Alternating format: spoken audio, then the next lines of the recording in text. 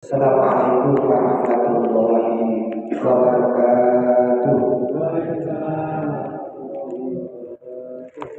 Alhamdulillahilladzi arsala rasulahu bil huda wa dinil haq. Allahumma shalli ala sayyidina Muhammad wa ala alihi wasallam. Amma ba'du. Yang menghormati Ketua Kasmi Masjid Abdussalam beserta jajaran kepengurusan, Bapak Ibu sekalian, jamaah majelis taklim Masjid Abdussalam yang semoga kita mendapatkan barokah ilmu dari para kiai kita, dari semua asatidz kita, amin ya rabbal alamin. Monggo untuk pembukaan malam hari ini kita mengaji kitab Taklimul Muta'alim, tata cara untuk menuntut ilmu. Karena kemarin dari panitia ada beberapa fak ilmu yang harus disampaikan. Di antaranya saya bagian tugas untuk maos kitab Taklimul Muta'alim karya Asy-Syaikh Abdul Rahman Az-Zanuji.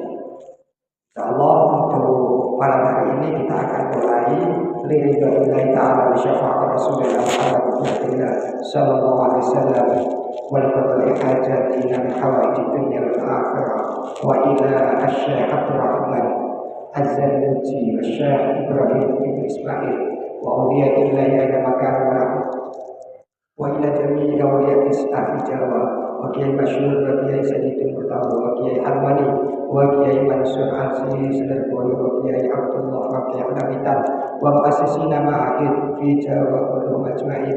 Al-Fatihah.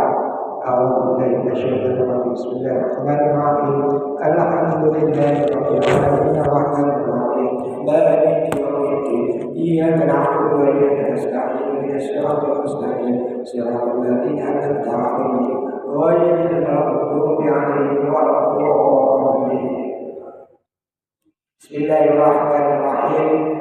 Qala al-musannif rahimahullah ta'ala wa nafa'ana bihi wa bi ulumihi wa bi karamatihi fi darain amin ya rabbal alamin. Alhamdulillahilladzi faddala bani Adam. Alhamdulillah utawi sakabehane puji lillahi kabehane Allah alladzi kang faddala wis ngutamaake sapa Allah Bani Adam ing Bani Adam, anak keturunan Nabi Adam, bil ilmi kelawan ilmu wal amali lan amal ala jami'i ing ngatasi sakabehane al-alami amal. Wassalatu utawi tambahi takdir wassalamu lan keselamatan ala Nabi Muhammad itu tetap ing atase Nabi Muhammad Sayyidil Arabi kang dadi gustine atau pemimpin al-Arabi wong Arab wal ajami lan wong ajam iku wong tiyang non Arab. Kados kula panjenengan iki ajam. Keturunan aja. Wa ala alihi lan ing atase keluarga Nabi wa ashabihi lan sahabat Nabi ya Nabi kan dadi sumber al-uluma biro-biro ilmu wal hikam lan biro-biro hikmah. Terus Bapak-bapak sekalian, Asy-Syaikh Az-Zanuji ini ketika pertama dalam hidupnya itu melihat kenapa kitab ini kemudian disajikan oleh beliau, dikarang oleh beliau, itu berawal dari rasa kebatinan. Jadi kebatinan itu resah. Rasanya kayak apa?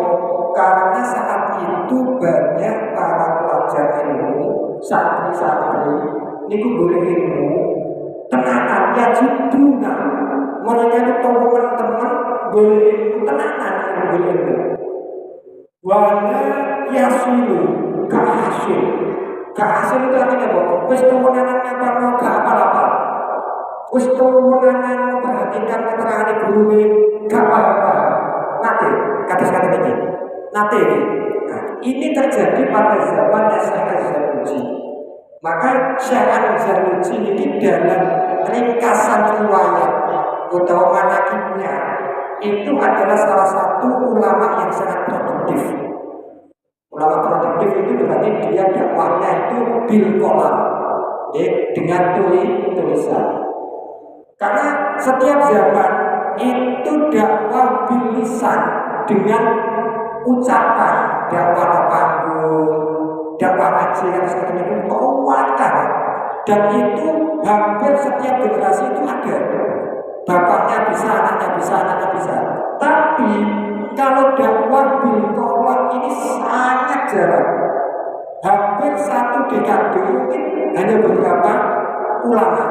Contohlah untuk dekade sekarang kita lihat antara penceramah dakwah bil lisan dengan dakwah bil qalam. Bil qalam itu nulis ngarang kitab. Itu kita kata dulu. Kata ceramah. Bil qalam itu sedikit. Makanya kemudian Syekh Az-Zarnuji niki di antara ulama yang produktif. Nek zaman saat ini niku kados Gus Awis Jombang. Gus Awis Jombang itu karangan kitabnya itu sampai dipakai untuk di Al-Azhar. Itu kan luar biasa. Karangan kitab Kiai Indonesia abad sekarang, kitabnya itu dipakai diulang diajarkan di Al-Azhar itu kan luar biasa. Nah, ulama saat ini yang disebut ulama yang dakwahnya itu bil qalam. Maka ketika Syekh Az-Zarnuji itu melihat perkembangan di sekitarnya seperti itu, masya Allah, maka kemudian Syekh Az-Zarnuji itu mengaranglah kitab piye carane santri itu belajar dan dia hasil dengan apa yang dia pelajari. Ojo sampai kados zaman ketika beliau itu sebelum ngarang kitab. Di antara sekilas beberapa kitab-kitab Syekh Az-Zarnuji, sebelum kita masuk nanti detail di dalam bab-bab ada 13 bab taklimul muta'alim ini, kita harus mengenal siapa sih pengarangnya. Pengarangnya adalah Abdurrahman Az-Zarnuji. Az-Zarnuji itu nisbah dari kota. Contoh ada Imam Bukhari. Bukhari itu nama kota Bukhara. Sama dengan Az-Zarnuji, ini berada di Samarkand. Berada di Samarkand. Nah, ini diantaranya yaitu biografi beliau. Kemudian karya-karya beliau juga banyak. Di antara yang ada di beberapa kitab itu termasuk kitab Al-Jawahir Al-Mudi'ah. Ketika beliau itu berada di sekitar Turki, jadi ulama itu sering pindah-pindah tempat. Kenapa? Karena ulama ini menyebarkan ilmunya itu melihat situasinya juga. Kita lihat seluruh ulama itu tidak mungkin di satu tempat kok. Apalagi di tempat kelahirannya jarang sekali. Rata-rata itu dia itu hijrah. Mulanya berbeda hijrah. Dari titik hijrahnya Nabi Muhammad ini kemudian dibuat titik manusia untuk menuju kesuksesan. Makanya jenengan termasuk yang sukses di sini itu kan berarti hijrah dari tempat ke sini. Contohnya kayak Mas Ali, bisa jadi potongan tidak terkenal, tapi ini Mas Ali terkenal. Kita kok Pak Yai Ali, Ustaz Ali seperti taman mesin, ada seperti ini. Makanya pengen sukses itu hijrah. Santri-santri rata-rata sukses itu hijrah. Lihat Kiai Indonesia, tidak asli dia terkenal di situ, tapi tidak asli penduduk di situ. Makanya inilah luar biasanya ilmu literasi dan ilmu dalam Islam. Kemudian Syekh Az-Zarnuji ini termasuk diantaranya ketika mengawali membuka kitab ini dengan kalimat tadi Alhamdulillahilladzi faddola bani Adam. Dimulai dari itu. Alhamdulillah segala puji bagi Allah alladzi faddola mengutamakan, memberi keutamaan ala Bani Adam atas keturunan Nabi Adam. Memulainya kenapa? Bil ilmi wal amal. Maka di wong itu nek pengen mulia itu dua kuncinya. Senang ilmu, walaupun masih pintar tetap belajar. Nek wis pintar ngajarno, aja dipek dhewe nek di ilmu, diajarno. Oke. Kadang memang ada lagi wong itu melihat ini gelane riya. Riya itu enggak usah dibahas atau ketemu. Riya itu ada di hati orang yang tahu Allah dan kita.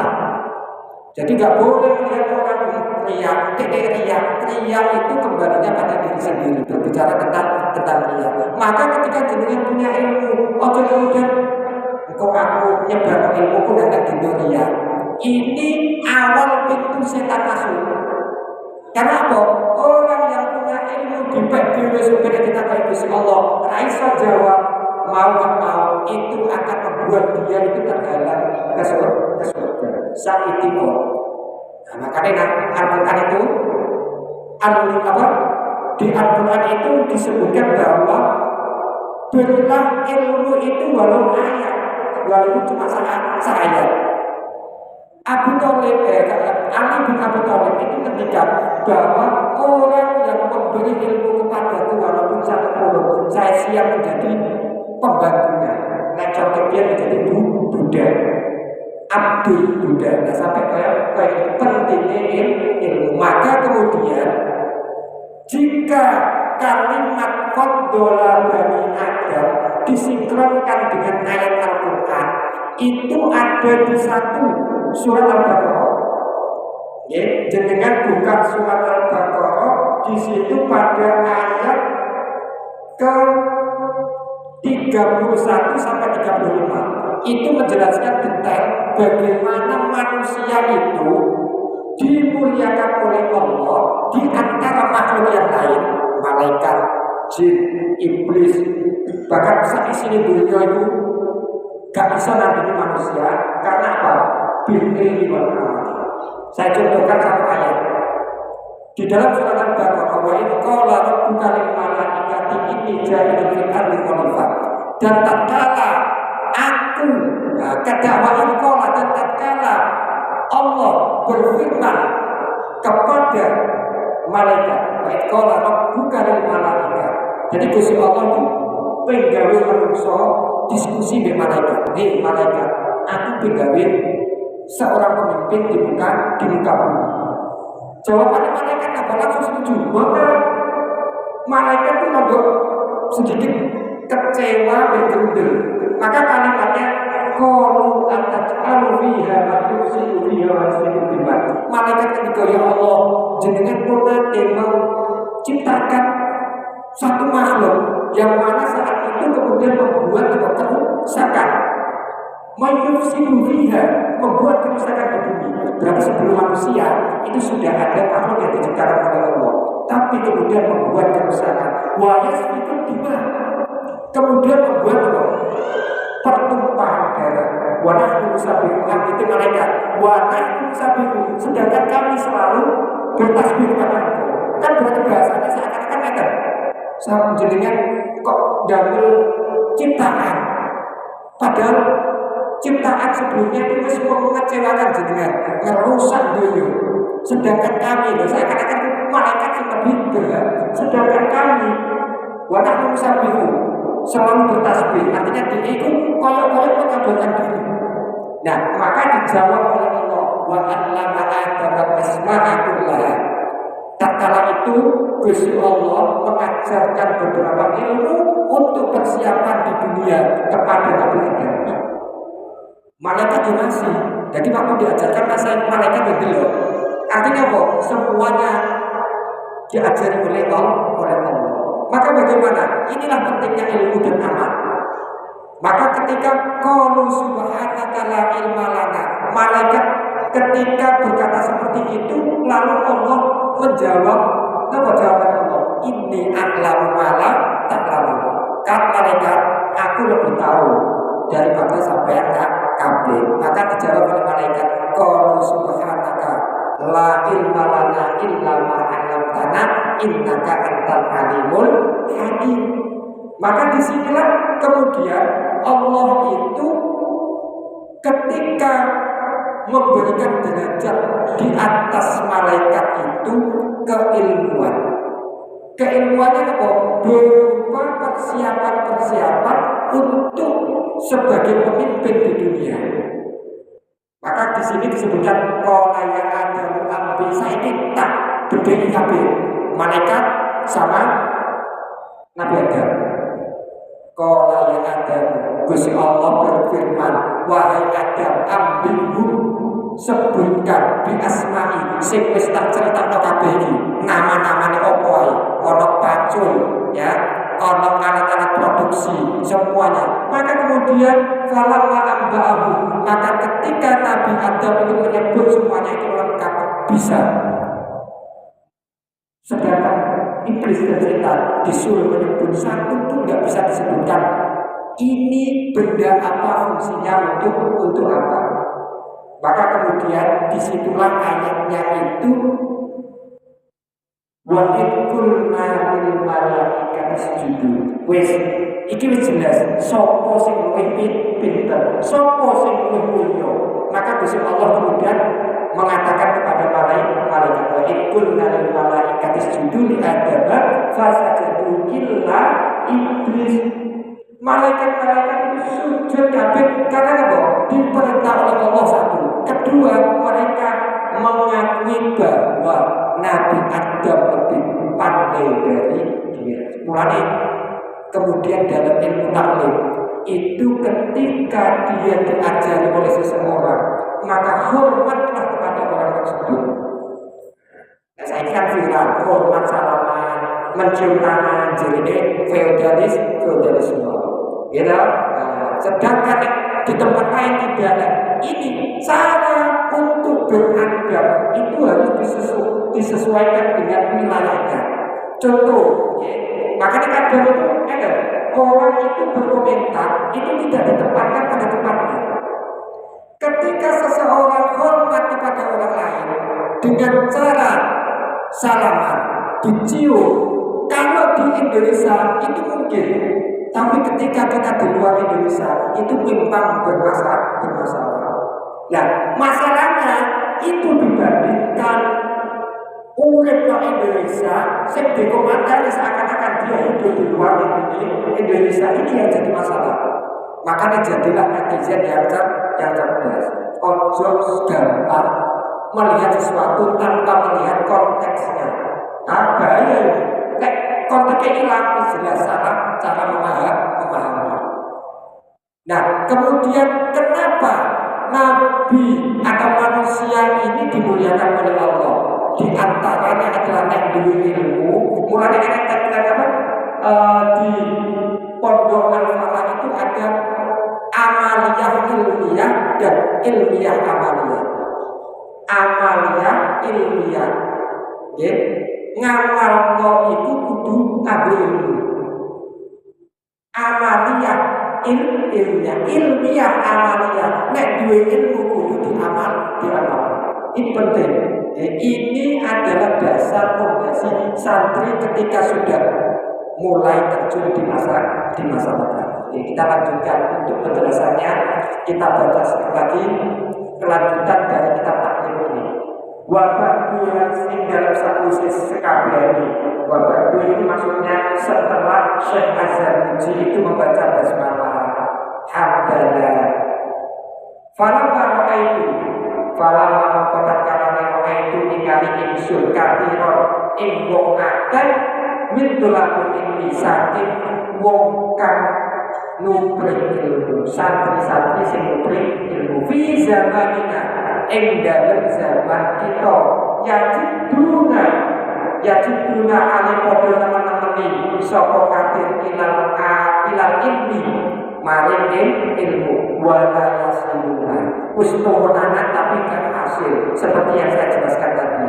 Auni manafihi utawa dasake pira-pira kemanfaate ilmu wa tamaro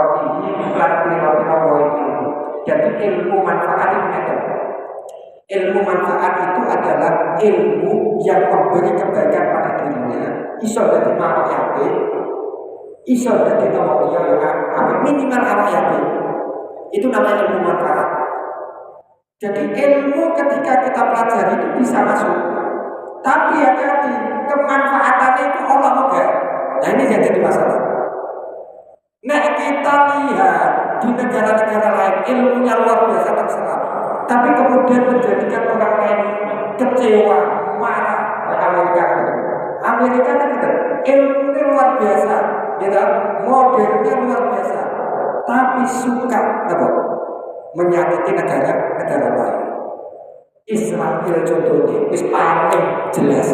Dan ini berarti ilmu yang dia dapat itu dapat ilmu tapi tidak membawa kemanfaatan atau kebaikan. Nah, saya ingin balik awalnya. Pertanyaan kira-kira saya belajar selama ini itu berdampak apa enggak?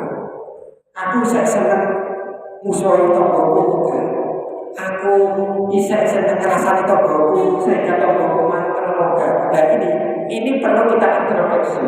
Ketika kita di satu organisasi, apakah kemudian kita memberi dampak baik pada organisasi tersebut? Nah, inilah yang disebut ilmu manfaat. Itu kembali ke nama ini. Jadi membedakan ilmu yang manfaat dan tidak manfaat itu hanya dua hal. Lihat kebaikan apa yang nampak pada diri kita. Walaupun ilmu saintik, tapi kemudian bagi orang lain itu luar biasa. Ini ilmu manfaat daripada kekuatan tapi gak patek berdampak kebaikan. Kita lanjutkan. Wala yasiluna lan ora hasil awin manafiha utawa saking pira-pira kemanfaat ilmu wa tamaratihi lan pira-pira poin ilmu. Wahya utawa wahya utawi poin ilmu al-amalu itu amal. Dalam satu riwayat ulama disebutkan al-ilmu bila amalin kasyajari bila samarin. Ilmu itu kalau tidak diamalkan kasyajari kaya dene wit pohon bila samarin yang tidak ada buahnya. Contoh itu jenengan punya mangga, wit mangga nama agro kembali gondong buahnya tapi gak diwoy. Manfaat apa? Kira-kira boten manfaat. Kita nanam mangga, pohon mangga, harapannya dapat buah mangga sekian. Nah makanya benar kalam ulama ini al ilmu utawi ilmu bila amalin sing ora diamalno kasyajarin seperti pohon bila samarin tidak berbuah.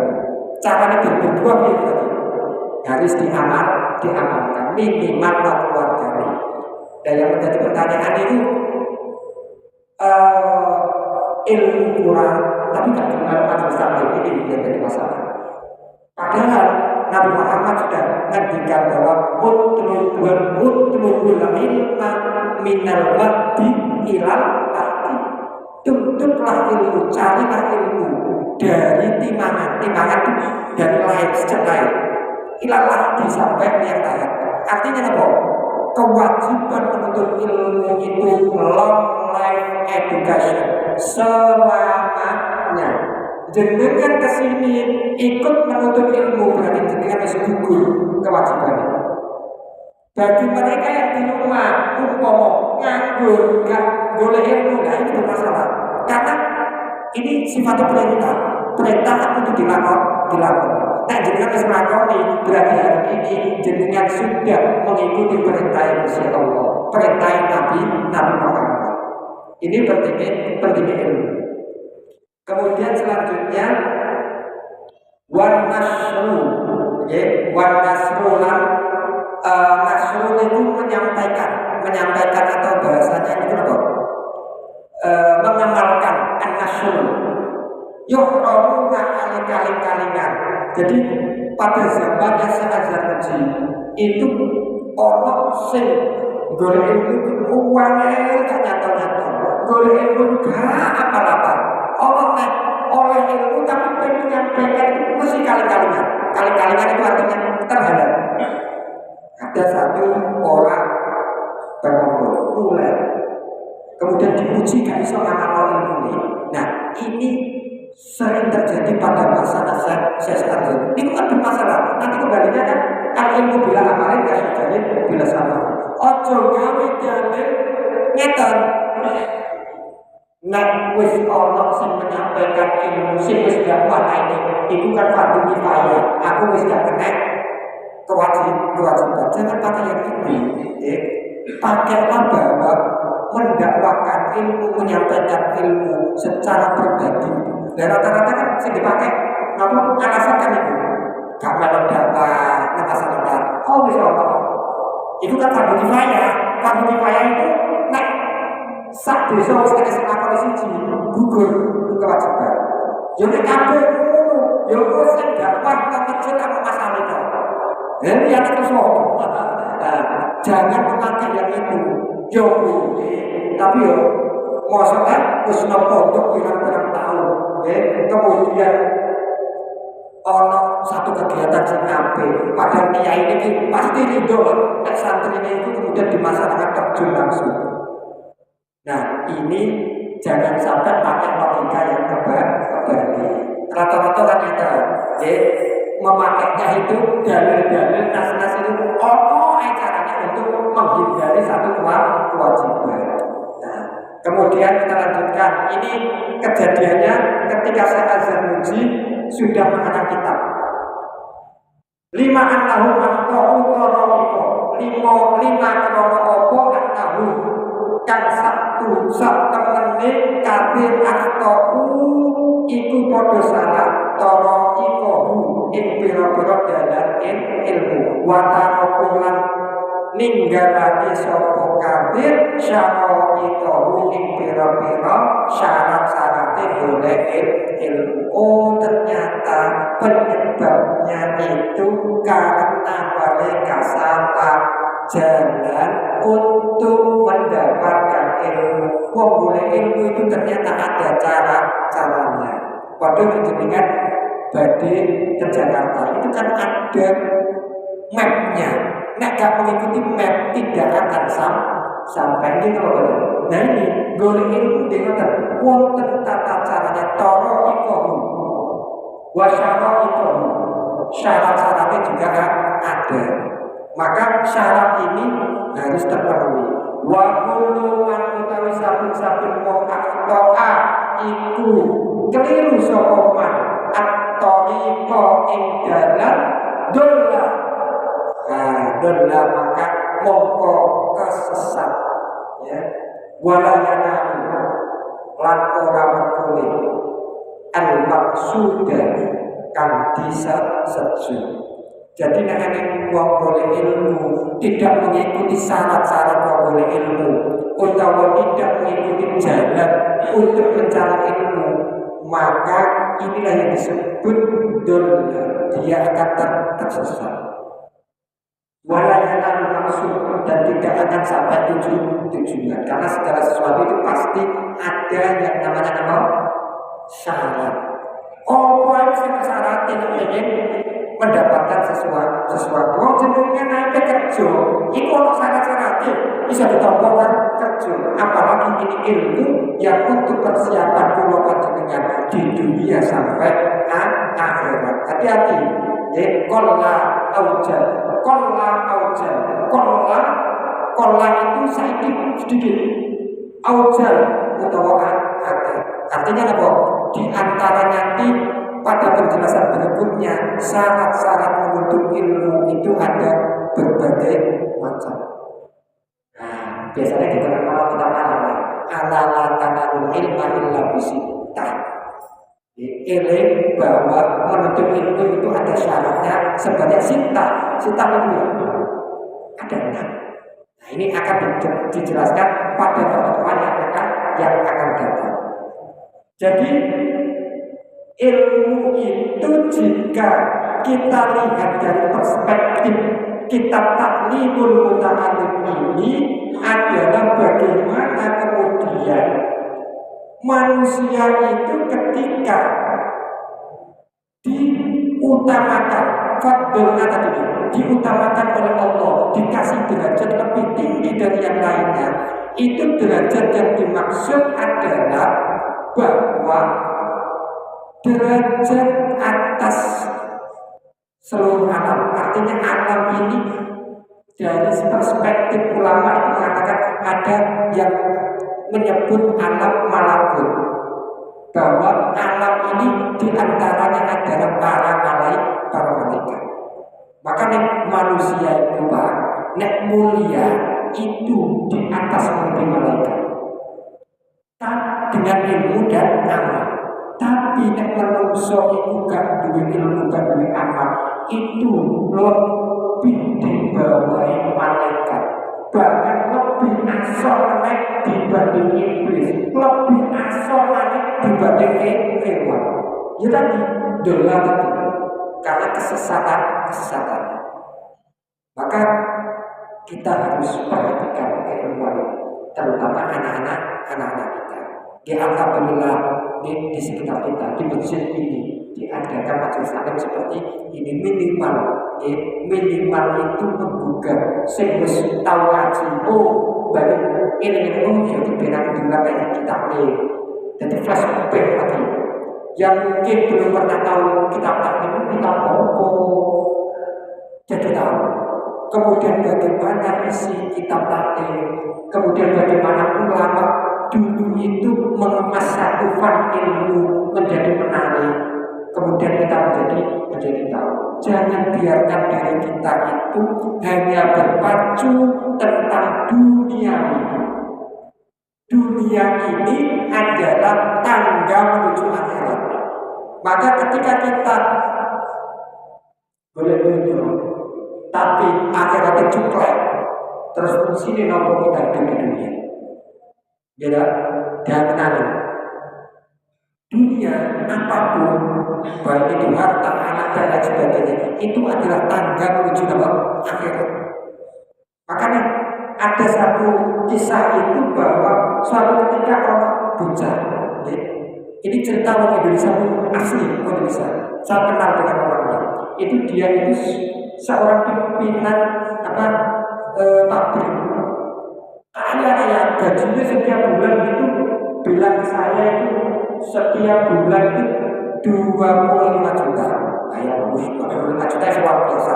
Jadi setiap bulan punya anaknya itu setiap pulang dari ulangan itu ditakoni. Dapat ranking berapa mas? Dapat nilai berapa mas? Mengecewakan. Setiap ulangan mengecewakan. Suatu ketika pas akhir semester ditanya lagi, ranking berapa mas? Muridnya 40 di ranking ke-30 Solo. Keren deh, ranking kedua di belakang. Sampai suatu ketika saat anak ini sudah kelas 6, itu kemudian biasa di sekolah itu kan ada ujian, setelah ujian itu wisuda. Nah, ketika wisuda ini bapaknya orang kaya terkemuka dan dia juga termasuk komite di sekolah itu diundang. Pak Benjing nonton wisuda. Itu zamannya bisa orang wisuda, saya tidak orang wisuda. Dia aja. Nah, kemudian dia itu bingung. Aku nak teko, aku isin anakku boleh di umumno ranking ibu dewi. Padahal aku pintar terkemuka sugih. Bingung dia di rumah. Nah, di acara wisuda itu kan biasanya ada penampilan. Si A ditampilkan nari, si B ditampilkan pidato, si C tampilkan candanya anak tampil dia membaca surat Al-Mulk. Kemudian bapaknya si dilema tadi kepaksa, pokoknya kata koyo, kata nanti kau teko isi, akhirnya dia memberanikan diri dengan sangat pokoknya terpaksa dia datang sampai di pintu mendengarkan suaranya anaknya mau Al-Mulk. Awalnya dia anakku mau Al-Mulk biasa, dia ini bisa mau Al-Mulk, duduk paling belakang. Akhirnya anak ini ditanya oleh gurunya, Mas, di antara teman-temanmu itu tampil orang sing nani, orang sing joget, orang sing pidato, orang sing ngajar, sampai kok kocok mulang. Alasannya apa? Dia itu ngomong gini jawabannya. Ini yang membuat kemudian orang saya juga terlalu kan ustadznya saya itu setiap hari selama ini mulai kelas 1 itu selalu dimarahi ayah saya karena nilai saya jeblok, nilai saya jelek. Setiap hari apalagi ada ulangan stres, pulang pasti doanya. Saya dianggap tidak berhasil di dunia. Maka suatu ketika saya ikut majelis taklim, kemudian Ustaz itu mengatakan bahwa nek insya Allah bapak itu dunia bisa ditulungi nanti akhir. Disitulah kemudian saya itu memperdalam membaca Al-Quran dan menghafal Al-Quran. Surat Al-Mulk ini saya niati mengantarkan bapak saya berhasil di akhirat. Jika sekarang sudah berhasil di dunia, tak sanggup berhasil di akhirat. Bapak hebat langsung terpluk. Ya Allah, saya berharap anak saya itu sukses dulu. Malah dia menjadikan saya orang yang sukses dulu, sukses sampai akhirat. Nah, ini yang perlu kita ambil hikmahnya. Betapa pentingnya ilmu dan sudut pandang yang banyak. Jangan sampai ketika tidak mampu dengan hal ini dianggap kiamat. Ada yang lain untuk kita bisa memuliakan orang lain, memuliakan orang tua kita, memuliakan lingkungan kita. Mulai kadang itu nenek anak itu gak bisa matematika, orang usah dipaksa. Mungkin punya kelebihan lain. Kalau anak lebih itu, ada pelajaran yang gak apa-apa, sebenarnya sampai itu ikhtiar, subuh-subuh belajar. Nilainya kalau itu gak apa-apa. Dan terlihat, kelebihannya anak di sini. Anak saya yang pertama juga gitu. Ternyata kelebihannya itu di Al-Quran dan robotik. Dia harus ada dunia itu. Ada pun matematikanya gak pada pintar dan lain sebagainya, gak pada pintar. Ternyata dia alhamdulillah. Nah, seperti itulah. Namun ilmu itu blender masing-masing orang. Tapi syaratnya itu berikhtiar, kabeh berikhtiar. Ojo sampai gak iso dengan satu hal, kemudian bisa pelajar gurunya matematika aneh. Jangan sampai seperti itu. Harus tetap semangat. Memahami ilmu harus seperti itu. Jangan kalau majelis seperti itu. Apa yang sih kita lakukan? Jangan berpikiran saat dengan belajar, saat itu juga paham. Ojo pikiran dulu sih. Santri sakmu akeh, iku kadang juga aku ini belajar kali ini banyak akan ketemu faedahnya itu ketika sudah keluar dari pondok. Saya juga sama. Kalau bilang ini kita boleh sebagai apa? Ternyata nanti terjadi masyarakat. Oh, ini yang dulu diajarkan oleh ustaz saya. Oh, yang bagian ini semuanya akan. Anak-anak kita yang masih kecil juga sama. Ajak ke masjid, ajak ke majelis taklim. Dia akan mengingat dalam memori alam bawah sadarnya. Saya jadi seperti ini, Pak.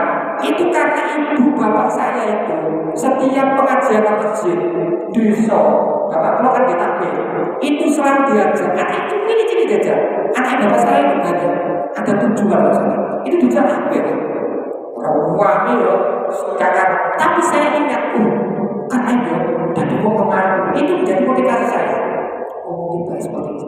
Sehingga ketika dipondokkan anak-anaknya itu kemudian termotivasi. Sampai sekarang itu saya masih ingat Kiai Haji Imran Hamzah itu pernah mengatakan satu kalimat yang kemudian sekarang itu menjadi viral. Viralnya itu kemudian kejadian itu terjadi. Nah, ini kemudian terbuka alam bawah sadar. Maka anak-anak kita nunggu ketika majelis ilmu itu diajar. Suatu saat akan terbuka alam bawah sadarnya dan mengingat itu semua. Jadi, mungkin cukup sampai di sini. Monggo kalau ada pertanyaan bisa ditanyakan. Kita sesinya tanya jawab. 20 menit sudah penjelasan tentang taklim. Semoga bermanfaat. Kita lanjutkan pada besok pertemuan yang akan datang pada bab 1 sampai bab 13. terus. Semoga kita selalu bisa istiqomah, selalu bisa mengikuti meramaikan masjid, memakmurkan masjid. Karena kalau saya memakmurkan masjid itu insya Allah besok masjid ini jadi kendaraan. Dengan dulu boleh kendaraan mergus warga. Kemudian masjid ini datang, ayo malah aku. Imamnya pakai sebenarnya, semua orang itu pakai. Ayo masjid, swarga. Jangan, ini jamaah kebet. Ini yang terpenting perlu kita motivasi diri kita. Walaupun ketika kita berbicara seperti ini dari perspektif ilmu lain itu juga pantas. Tapi di perspektif ilmu lain itu pantas. Karena apa? Itu motivasi. Karena Allah ya keterangan. Makanya jenengan itu jangan membiasakan membandingkan kiai atau ulama. Kadang ulama itu mengatakan, "Nek beramal aja arukan pahala siji. Nek ayo beramal ben oleh ABC, ben sugih, ben ini. Jangan dibandingkan. Perspektif ilmu itu bermacam-macam. Makanya kemudian ada tasawuf, ada fikih, ya ada akidah. Itu fan-fan masing-masing. Dan ketika ini dibicarakan seakan-akan itu apa? Bertabrakan asli ini ya cuma kita saja yang kurang menguasai ilmunya. Monggo untuk waktu ini tanya jawab mungkin ada pertanyaan. Yang berilmu di madrasah ini contoh konkret. Oke. Pertanyaannya, bagaimana Allah mengangkat derajat? Ketok ini dia, mengangkat derajat tingkat Allah. Kalau kita menggunakan perspektif material, itu jelas. Saya contohkan ya.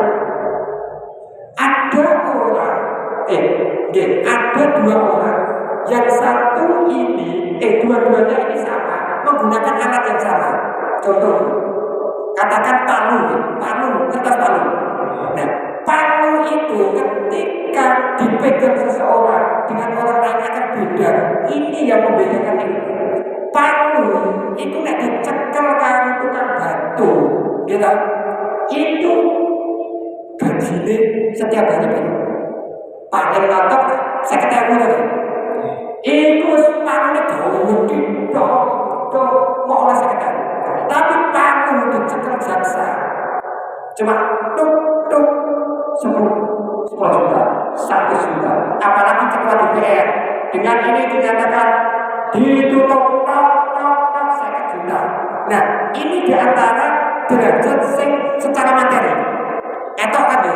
Nah, makanya awal-awal itu terang sama ini. Kok nek nasihat tentang nama derajat di akhirat bingung gitu. Ini contoh derajat yang berbeda. Derajat itu pembeda, kemudian kemuliaan. Sebenarnya lihat di masyarakat. Wong sing di ilmu dan tidak itu kan stratanya akan berbeda. Gini Mungkin kan lihat seseorang contoh katakan dosen dengan dosen itu sudah beda. Melihat orang berilmu dengan tidak itu akan beda. Cara bermasyarakatnya, kemudian menghadapi. Nah ini kan derajat yang membedakan. Kemudian ketika tadi saya sebutkan bahwa derajat itu diantaranya ketika nanti mendapatkan surga itu ada beda. Ada surga itu ada pintu. Tumpuannya pintu. Surga tumpuannya enggak naik. Tapi surga tumpuannya bisa. Mulai dijeblono surga, dijeblono kan bisa. Tumpuannya pintu. Dunia itu sabnya betul, langit sabnya juga betul. Ya, surga ini yang membedakan dia di VIP atau di ekonomi. Jadi warga yang ekonomi ini, orang VIP kabel. VIP itu yang membedakan ilmu dan amal tadi. Makanya dari Nabi Muhammad, nek pengen oleh status yang tinggi, akeh-akeh maca Quran atau hafidhul Quran. Kenapa mau hafidhul Quran? Mau hafidhul Quran? Karena dia itu setiap hari menulis, tidak ada waktu kecuali menulis Al-Quran. Makanya metune komunitasku Al-Quran. Nah, ketika kita tidak hafid tapi banyak membaca Al-Quran, Setiap menit baca Al-Quran dia akan mendapatkan derajat. Walaupun ketika staf masuk surga ini bukan karena amal kita, tapi karena rahmat Gusti Allah. Nabi ben oleh rahmat Gusti Allah, yo nglakoni sing diperintah Gusti Allah di antaranya menuntut ilmu. Pengen oleh rahmat nandungan sawante wayah adat tahu oh ya adat jedar rokokan ini kan makro tapi tidak ada muni jadi kan saya rokokan jedar sampai komat rokokan jadinya gak langsung komat terus walaupun isi rokokan ini rokok yang jadinya menurut ulama itu bisa menjadi haram awalnya makro makanya hati-hati sih misalnya rokokan ya ada sopan yang nantinya ya rada punya hero sedikit lah ya untuk menuju akhir dan itu pak pembedanya kalau materi jelas nanti surga jelas ya, ini yang disebut dengan derajat bisa derajat ini juga pangkat ketika jenengan itu berada di satu instansi artinya sudah bisa cukup ya? Ya cukup. Alhamdulillah. Moga-moga besok kalau pertanyaan saya dari rumah kamu mau siap pertanyaan nanti bisa ditanyakan. Nah iso tak jawab langsung kalau tidak ya PR boleh sama kita.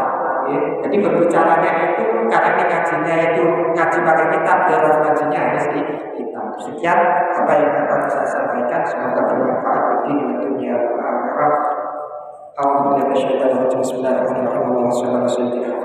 Bismillahirrahmanirrahim. Allahumma anfa'na bima 'allamtana wa 'allimna ma yanfa'una warzuqna 'ilman tanfa'una bi jahi Muhammadin sallallahu alaihi wasallam. Allahumma ja'al jam'ana hadha jam'an marhuma wa tarfa'na baina farqan masuma. Sallallahu alaihi Muhammad alhamdulillahi rabbil alamin. Al-Fatihah. Sekian kurang lebihnya mohon maaf. Assalamualaikum warahmatullahi wabarakatuh.